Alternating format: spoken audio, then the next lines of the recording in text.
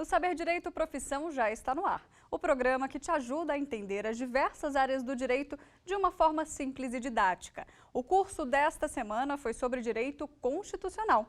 A gente aprendeu tudo sobre o assunto com o professor Gustavo Fernandes, que é juiz do Tribunal de Justiça do DF. E hoje eu recebo aqui para bater um papo, falar um pouquinho da carreira, né, professor? A gente já falava aqui nos bastidores um pouquinho. Seja muito bem-vindo ao programa. Mariana, agradeço o convite, muito obrigado. Para mim é um prazer poder falar um pouquinho sobre o direito constitucional aqui com os alunos. Me conta um pouquinho sobre o que você abordou rapidamente nessas 5 aulas, porque o direito constitucional é muito vasto, né? Sim, o direito constitucional é a base de todo o ordenamento jurídico, né? Eu acabei focando no controle de constitucionalidade, que é aquela análise muito atual em que juízes e tribunais devem decidir se uma lei editada pelo Congresso Nacional, pelo Parlamento, é válida ou se essa lei não terá eficácia e validade. Ou seja, juízes e tribunais estão em confronto aí com os parlamentares nesse tema que é amplo na jurisdição constitucional. Para quem quiser, as aulas estão disponíveis no canal do YouTube da TV Justiça e vamos papear um pouquinho. Quero começar, professor, chamando uma pergunta de um aluno que tem uma dúvida que muitos alunos têm sobre a questão da escolha da carreira. Vamos rodar aqui então o vídeo do Renan. Professor, quando você descobriu que o direito seria a profissão certa para o senhor? Pelas suas metas e projetos, acha que seguirá realmente na área jurídica? Foi desde novo, professor, essa busca aí pela carreira ideal demorou? Conta um pouquinho. Bom, na minha época da adolescência eu tinha 2 opções, sempre seguindo a tradição da família. O meu pai, ele é formado em educação física, a minha mãe também, e o meu pai também é hoje aposentado, né? Era oficial de justiça, formado em direito.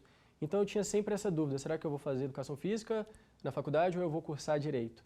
E aí a minha preferência na época era pela educação física. Só que aí o meu pai falou, não, vai estudar direito, eu acho que você vai ter mais oportunidades, se adequa melhor ao seu perfil. E a minha irmã mais velha também já estava fazendo direito. Então foi meio que uma tradição da família, eu resolvi seguir o que meu pai e minha irmã já tinham feito, estavam fazendo, e optei por cursar direito. E no início do curso, que muita gente desanima, né? Porque é muito teórico, tem muita filosofia. Você também teve essa dúvida? Será que eu continuo? Será que não? Bom, isso é interessante porque eu lembro dos meus amigos dos primeiros semestres, vários foram deixando o curso, um inclusive foi fazer farmácia. Eu não tive essa dúvida porque, depois que eu comecei a fazer o curso, porque já muito novo, da passagem do primeiro ano para o segundo ano, eu comecei a estudar para concurso e acabei passando logo no segundo ano da faculdade. Então, como eu já passei em um concurso em um tribunal, para mim era uma sequência natural continuar a faculdade de Direito, terminar a faculdade para conseguir depois cargos melhores no concurso público, né? Deixa eu entender melhor essa fase. Então, ainda no segundo grau, você já estava estudando para concurso. Já era algo que você queria ou também foi uma influência aí do pai? Não, na verdade, quando eu comecei a fazer a faculdade de Direito, fiz o primeiro ano da faculdade, e aí no final do primeiro ano, eu lembro que era época de férias mesmo, eu fiz um acordo com meu pai. Meu pai falou assim, olha, você já está com 19 anos, já tem idade para começar a trabalhar e tudo, então vamos fazer um acordo. Já que você quer ir passar o Réveillon numa viagem com seus amigos, eu pago para você, em contrapartida você vai fazer um cursinho, eu vou te inscrever no cursinho e você vai estudar para concurso. Aquela chantagem boa, né? Era para o Tribunal de Justiça do DF, porque meu pai é oficial de justiça aposentado do TJDFT. E aí eu queria muito viajar, então eu falei, não, então ótimo. Estudou pra caramba. E acabei estudando, acabei gostando de estudar, encarei como um desafio mesmo. Dei o meu máximo nesse estudo. Estudava, como eu peguei férias, era época de férias da faculdade, então eu fazia cursinho pela tarde e estudava em casa de manhã. E ficava com a noite livre para relaxar. Mas o dia todo naquela dedicação. Estudava 4 horas de manhã e mais 5 horas no cursinho à tarde. Então eram 9 horas de estudo por dia. Eu dei sorte de pegar o período de férias. Estudei durante 3 meses. Durante um certo tempo coincidiu com a faculdade, ali em fevereiro, março. E o concurso foi logo em abril. E eu consegui ser aprovado. Foi rápida essa aprovação, né? Foi uma aprovação relâmpago. E aí, depois disso, eu terminei a faculdade e depois de formado em Direito, eu comecei a fazer... Eu fiquei na dúvida, será que eu faço agora uma pós-graduação ou eu tento estudar para um concurso de nível superior? Mas já sabia que queria seguir na área do direito constitucional, assim, era a área que você já gostava? Na verdade, era a área do direito em geral ainda. Eu não tinha ainda o foco no direito constitucional. E aí eu percebi que queria fazer logo uma pós-graduação, porque se eu saísse de sala de aula, depois eu acho que eu não ia conseguir voltar. É Então, difícil, né? eu falei, vamos logo na sequência. Emendou, então, a graduação com a Com a pós? pós-graduação. E a pós foi em ordem jurídica? Ordem Jurídica e Ministério Público. E aí eu já começava a vislumbrar uma carreira de promotor de justiça. Era uma carreira que eu sonhava muito, ou de delegado de polícia. Fiz alguns concursos de delegado de polícia. Só que, como eu trabalhava no tribunal, como técnico judiciário, eu trabalhava em contato direto com juízes. E era oficial de gabinete, fazia sentenças, participava das audiências. Então, uma vivência bem prática então eu mesmo, né? praticamente vivi o que um juiz vivia. E aí eu comecei a pensar se, ao invés de ser promotor, talvez não fosse melhor estudar para magistratura. Mas como são concursos parecidos e que cobram um conhecimento muito vasto de todas as disciplinas do direito, né? Eu acabei estudando para os dois. Então eu estudei tanto para promotor quanto para juiz. E é importante dizer que você nunca parou de estudar, pelo que eu estou vendo aí. Você Não. emendou. Não. E aí o direito constitucional entrou na minha vida quando eu estava me preparando para a prova oral do TJDFT, aqui da magistratura, e eu queria ter um pouco mais de... me desenvolver melhor meus argumentos, falar melhor, ficar mais tranquilo diante da plateia, do público. E aí eu comecei a dar aulas por conta disso. E na época eu gostava muito de direito penal e processo penal, porque eu trabalhava como servidor no tribunal do júri e em várias criminais. Então eu queria processo penal e direito penal. Mas a vaga que surgiu para dar aula foi direito constitucional. E aí eu comecei a estudar o direito constitucional a fundo e foi quando eu decidi me especializar. A sala de aula também veio por acaso. Para como uma preparação para o concurso, simplesmente. Olha que interessante. Mas acabou se tornando uma paixão, assim, algo que eu realmente sinto muito prazer, que é de lecionar. Bacana. Professor, e nesse intervalo, nesse meio tempo entre o primeiro concurso e o concurso atual, como é que foi essa estrada? Você já me contava aqui nos bastidores que passou por outros lugares também, né? Sim. Eu tomei posse como técnico judiciário no TJDFT, com 19 anos, e fiquei no Tribunal de Justiça por alguns anos, 5, 6 anos, até a graduação e a terminar a pós-graduação. Comecei a fazer vários concursos, fiz todos os concursos que apareceram para analista do Ministério Público da União. Nesse eu consegui até aprovação, mas não tomei posse. Reprovei em vários concursos, eu tentei para analista do TST, tentei para analista do STF, tentei concurso para o STJ, não tive sucesso, até que consegui aprovação para policial legislativo na Câmara dos Deputados. Uma área também bem diferente da carreira jurídica que você procurava, né? Na verdade, estava fazendo para delegado de polícia, lá no Piauí, viajei, mas aí surgiu esse concurso, salário bom, né? Salário bom, oportunidade, trabalhar no legislativo, né? Todo legislativo é o poder mais visado, são os concursos mais concorridos, e aí decidi estudar para esse concurso. E aí, na época eu estava de licença do trabalho, estava fazendo tratamento de saúde, então eu tinha o tempo todinho só para estudar. E eu estudava da hora que eu acordava, 7h30 da manhã, até a hora que eu ia dormir. Eu brinco que eu estudava até nos sonhos, até sonhando eu ficava estudando. Caramba, que rotina puxada, hein? Estudei pesado mesmo e consegui a aprovação em terceiro lugar em todo o país, no concurso para policial legislativo da Câmara. E aí atuei como policial legislativo de 2014 a 2017. Nesse período... Você gostava do dia a dia, professor? Porque é uma atividade muito diferente da que você fazia. É muito diferente. Não era muito o meu perfil, porque eu gosto da área jurídica mesmo. Eu gosto de mexer com decisões judiciais, né, com litígios mesmo. E como policial legislativo não tinha muito isso. Era um trabalho mais, digamos assim, do ambiente mesmo, da Câmara, de fazer o policiamento. Não era um trabalho... Mais voltado muito para segurança, né? Para segurança pública, para segurança do parlamento, melhor dizendo. E aí continuei estudando. Meu sonho era voltar para o Tribunal de Justiça, não mais como servidor, mas como juiz. Você arrependeu quando trocou de concurso ou não? Você sabia que era uma escadinha ali que você estava Cheguei a me arrepender, cheguei a pensar em voltar. Só que a diferença de remuneração era muito grande e eu encarei exatamente nesse sentido, como um degrau para que eu pudesse depois retornar numa condição melhor, como magistrado, se fosse o destino. E aí estudei durante esses 3 anos e consegui finalmente a aprovação. E muita gente não sabe, vamos falar um pouquinho das etapas desse concurso da magistratura, que é bem longo, eu acho que são 5 fases. São 5 fases. Conta um pouquinho pra gente como é que foi esse processo todo e essa angústia, né, até chegar à última fase e falar, tô aprovado. É um concurso muito longo, porque a gente começa a estudar não quando é lançado o edital, mas quando já começam os boatos de que vai ter um concurso. Então, desde os boatos até o dia que é lançado o edital prevendo o regramento do concurso, até a realização de todas as fases, até a homologação do concurso e finalmente a nomeação e a posse, pelo menos uns 2 anos. É muito tempo. Então, são 2 anos vivendo aquele concurso. E aí tem uma primeira fase, que é a fase de questões objetivas, são geralmente 100 Que se questões. assemelha ao concurso normal, né, que todo mundo normal, faz. para qualquer concurso que não seja de carreira jurídica.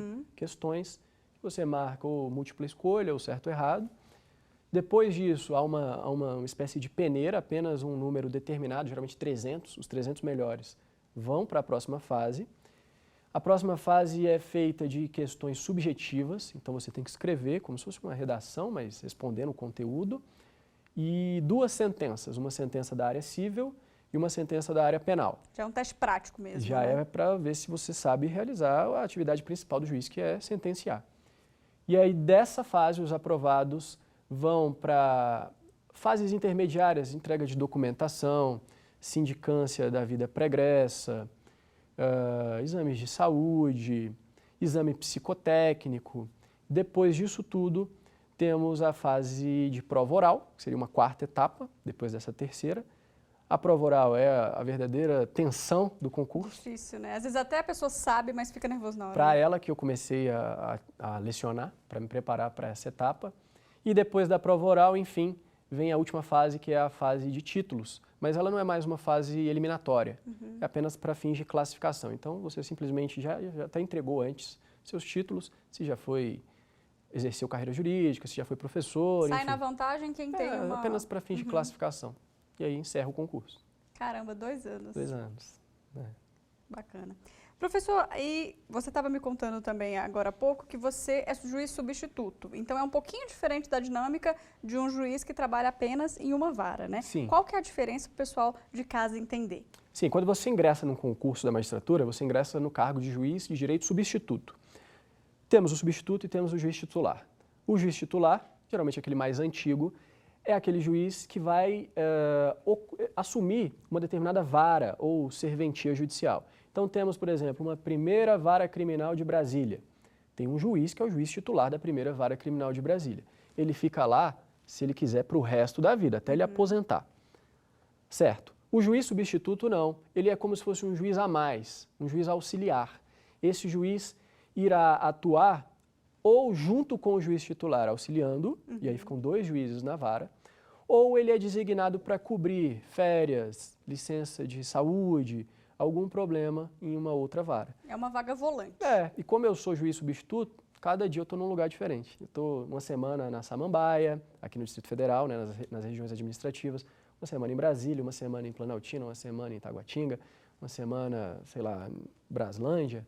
E essa vivência de diferentes varas e diferentes regiões administrativas, né, é importante também para a sua bagagem jurídica, digamos assim? Demais, demais. Eu acho que isso é essencial para a carreira da magistratura, porque o juiz, além de precisar de uma vivência, de experiência de vida mesmo, mas ele também precisa de uma vivência ampla no mundo jurídico. Então é importante que você saiba como funciona uma vara de família, quais são os litígios, como resolver esses litígios, o que a população leva até o judiciário, onde você tem Quais são os anseios, né? Sim, o que acontece em varas criminais, como que na vara de execuções penais é feita a execução das penas, como funcionam os presídios brasileiros, juizados especiais, aquelas pequenas causas envolvendo questões que aos olhos de pessoas de fora parecem pequenas, mas para as partes que estão envolvidas são questões muito importantes. E o juiz tem que ter essa percepção de que é um julgamento importante para quem está envolvido, ainda que seja uma causa de R$20, R$50. Enfim, eu acho muito interessante que o juiz possa passar no começo da carreira por todas essas varas e matérias, para que depois até ele possa escolher, quando for titularizar, aquela que seja melhor de acordo com o seu perfil, em que ele possa realizar um trabalho melhor para a sociedade. Que legal. Professor, daqui a pouco eu quero exemplos práticos e casos que te marcaram. Vamos fazer uma pausa, a gente vai para um rápido intervalo. Saber Direito e Profissão volta já já.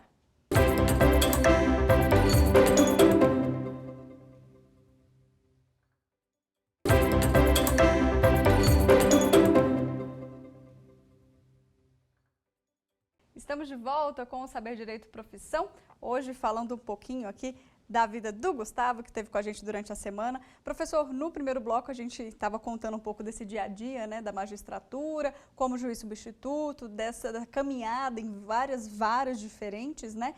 E me conta um pouquinho algum caso que tenha te chamado a atenção, já que você permeou em vários lugares. Certo. Bom, casos criminais geralmente são casos que marcam mais o magistrado, né? Principalmente casos envolvendo vítimas, crianças e adolescentes, porque eu vou aproveitar para explicar uma questão interessante sobre isso. Quando são crianças ou adolescentes que são ouvidas como testemunhas ou como vítimas em processos criminais, o Tribunal de Justiça do DF faz o sistema de videoconferência e existe o chamado depoimento sem dano. O depoimento sem dano, ou depoimento especial, é aquele feito por profissionais da área, setor psicossocial do tribunal. Então, são pedagogas, psicólogos, pessoas especializadas que ficam em uma sala fora da sala de audiência e vão conversando com a criança, com o adolescente, um bate-papo. Para não criar nenhum trauma. Para não criar nenhum trauma, né? E para que ela consiga falar da maneira mais fidedigna possível. E o juízo, se for o caso, o promotor de justiça, o advogado, ficam na sala de audiência vendo por uma televisão esses depoimentos. Então, casos envolvendo crianças e adolescentes realmente são bem marcantes. Outra questão interessante também, nos juizados especiais, as partes levam muitas vezes problemas envolvendo coisas do dia a dia, como atraso em voo, problemas de bagagem nas companhias aéreas, problemas envolvendo contas de telefonia, de TV por assinatura. São casos clássicos de juizados especiais, que geralmente são resolvidos via conciliação. Para quem não sabe, nos juizados especiais há uma fase prévia, obrigatória de conciliação. Quando não é o caso de conciliação, aí o juiz, se for o caso, faz audiência e decide. Também é uma área bem interessante para se trabalhar. Então, você já trabalhou em vários casos, né, professor? Vários diferentes. casos. Que bom. Vamos falar um pouquinho, então, do mercado de trabalho? A gente está falando do direito constitucional, que é uma área super ampla, né? E esse aluno que decide, se apaixona pelo direito constitucional, onde que ele pode arrumar emprego, né? Saiu da faculdade, decidiu seguir essa área e agora? Onde que ele vai bater na porta para procurar emprego? Bom, falando especificamente do direito constitucional, eu acho que aquela pessoa que quer trabalhar com os tribunais superiores, principalmente com o Supremo Tribunal Federal, que é o guardião da Constituição, nos termos da nossa lei fundamental, é onde o profissional vai ter o maior espaço, atuando em qualquer área que seja que diga respeito aos tribunais superiores. Então, ele quer ser um advogado que atua em litígios constitucionais, envolvendo violação de direitos e garantias fundamentais, por meio de mandado de segurança, de habeas corpus, essas ações, inclusive o âmbito criminal. As pessoas não sabem, mas o âmbito criminal envolve muitas dessas ações que são ações constitucionais. O profissional tem que estar com conhecimento atualizado no direito constitucional para poder, por exemplo, impetrar um habeas corpus em favor de um cliente que foi preso numa blitz, em algum caso. Então, eu acho que qualquer trabalho voltado a tribunais superiores ou em questões de ações constitucionais, que aí permeiam varas cíveis, varas criminais, todas as áreas, esse tipo de atuação é mais específico. Agora, de um modo geral, o direito constitucional é a base do direito, é a base de todos os ramos, é a base, inclusive, de vivência prática. Existem tentativas de implementar, acho que projetos de lei, enfim, de que o direito constitucional seja uma disciplina, inclusive, de ensino médio, né? Ensino fundamental e ensino médio. Bacana. Professor, agora, concurso público. Essa é uma matéria que cai em todos os concursos, acredito, acho que nenhum fica de fora. E existe algum concurso específico para essa carreira também? Que eu me recorde o concurso para consultor do Senado Federal ou consultor da Câmara dos Deputados, auxiliar os parlamentares a realizar projetos de lei. esse tipo de concurso há um cargo específico para quem é voltado ao direito constitucional, como há também para o direito administrativo, para o direito penal, para o direito civil. Então, esse é um cargo específico para o direito constitucional. Tem uma área também que a gente não pode deixar de falar, que é a área acadêmica, né, professor? Mestrados, doutorados, sala de aula, fala um pouquinho sobre essa atuação também de quem não quer voltar nem para a área privada e nem para a área pública do serviço público. Sim, no campo da docência, o direito constitucional tem uma questão muito atrativa. Não há tantos professores de direito constitucional quanto de outras matérias. O professor de direito constitucional, ele geralmente é bastante requisitado. Então, o mercado de trabalho do direito constitucional é muito amplo. É uma boa dica, então, para quem está querendo ótima uma dica. área que precise dessa demanda. Sim, a demanda de professores de direito constitucional é realmente forte, tanto em faculdades, quanto em cursos preparatórios para concursos, enfim, tem todo esse leque. Professor, existe diferença de público, né? O aluno da graduação, o aluno do cursinho, o aluno da pós. Sim, é uma diferença muito grande. O aluno da graduação geralmente é um aluno mais novo ainda, adolescente, se bem que tem pessoas que fazem a segunda graduação com maioridade, mas geralmente é um público que ainda não está muito decidido, as aulas têm que ser um pouco mais gerais. Agora, os alunos voltados para concursos públicos são muito mais exigentes, são aqueles alunos que estão mais atualizados, exigem perguntam mais, né? o tempo todo, exigem mais do professor, fazem aquelas perguntas bomba, né? O professor tem que saber desenrolar bem. E hoje com o Google, né?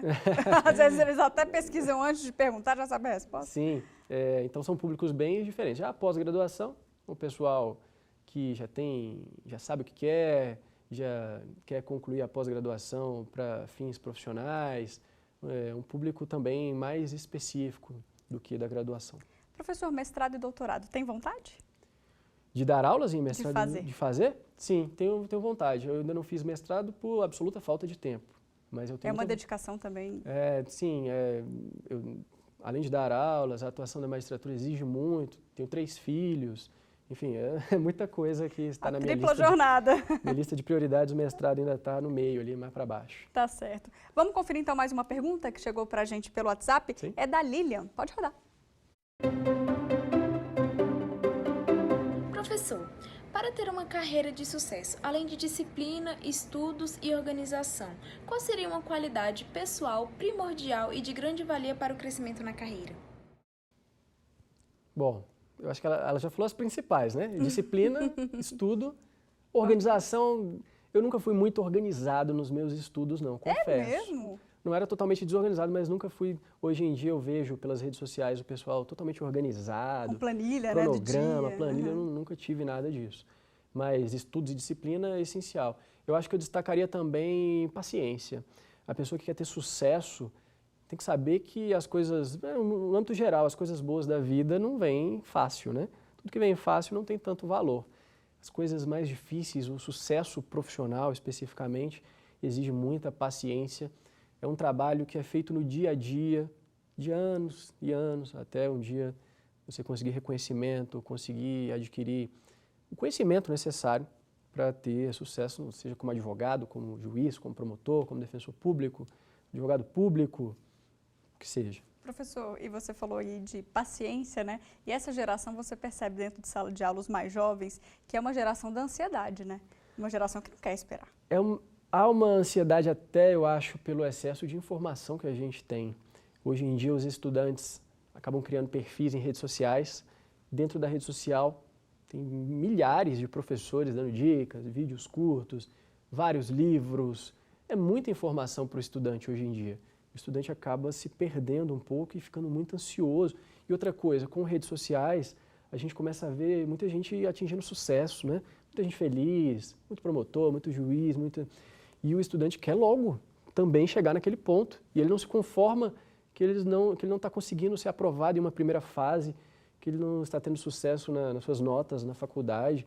Então, eu acho que esse excesso de informação é algo que tem que ser trabalhado.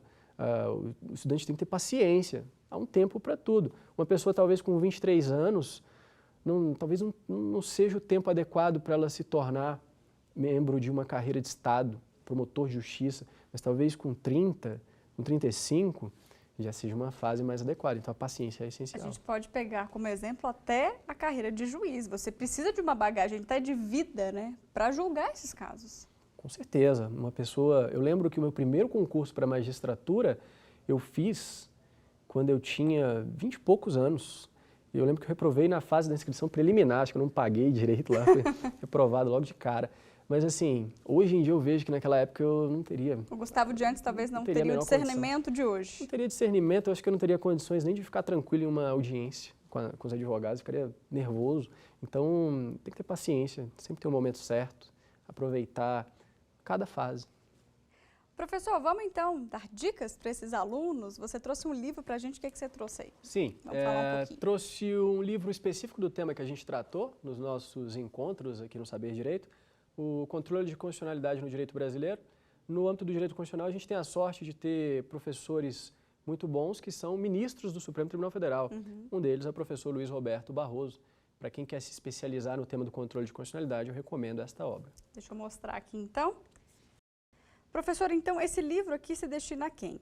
Serve para o estudante ou precisa ter uma formação aí um pouco mais a fundo no direito constitucional para a gente entender? É difícil a leitura? Fala um pouquinho do livro. Não, um livro de linguagem fácil, escrito para todos os estudantes, aqueles que querem se especializar no tema controle de constitucionalidade, mas também, por se tratar do principal assunto do direito constitucional, é importante e pode ser facilmente lido por todos os estudantes de direito. Quais outros livros? Você tem algum manual aí do direito constitucional que seria interessante também a gente falar? Sim, além de um livro específico para o controle de constitucionalidade, eu destacaria um curso de direito constitucional completo, envolvendo todos os temas, dos professores Gilmar Ferreira Mendes e Paulo Gustavo Goné Branco, Gilmar Mendes, ministro do Supremo Tribunal Federal, curso completo de direito constitucional, esse seria o indicado. A Bíblia? Esse eu acho que é um curso de grande relevância para os estudantes. Esse também é um problema, professor, já que você dá aula aí para graduação, vamos falar um pouquinho desse público de hoje. A leitura, né, do livro, porque na era de redes sociais, como a gente estava comentando aqui, a informação é tanta, mas será que essa informação vindo dessas redes ou até mesmo de videoaulas é o suficiente? Ou esse livro aqui ainda é essencial para o aluno? Eu, com a minha experiência, considero essencial a leitura de livros. Eu acho que ela não pode ser totalmente substituída por videoaula, por outros tipos de fontes de conhecimento. É importante que seja feita a leitura de uma obra. Fica aquela dica de não tentar procurar livros demais, porque aí não sobra tempo também. Mas eu acho que um livro de cabeceira para as principais matérias, no caso do direito constitucional, esse livro ou outros livros, manuais, cursos de direito constitucional, eu acho que é fundamental a leitura. E tirando essa área jurídica, tem algum outro livro que você indica? Bom, ainda de certo modo voltado à área jurídica, mas não com conteúdo de direito, eu recomendo o livro que eu li recentemente, Os 11, que conta os bastidores do Supremo Tribunal Federal. É muito interessante para ver como é que funciona ali no Supremo, como que faz para se tornar um assessor de ministro, quantos assessores o ministro tem, como que se faz para se tornar um ministro do Supremo, toda aquela batalha política. As curiosidades, As curiosidades por trás dos julgamentos principais que marcam a nossa sociedade. É um livro que é bastante interessante. Que bacana. Bom, com essa dica, então, a gente encerra. Professor, muito obrigada pela sua presença aqui no programa. Eu que agradeço. Muito obrigado. Bom, você de casa pode continuar com a gente na internet. Acesse tvjustiça.jus.br e não deixe de se inscrever no nosso canal, TV Justiça Oficial. Muito obrigada pela sua companhia. Te espero na semana que vem. Tchau!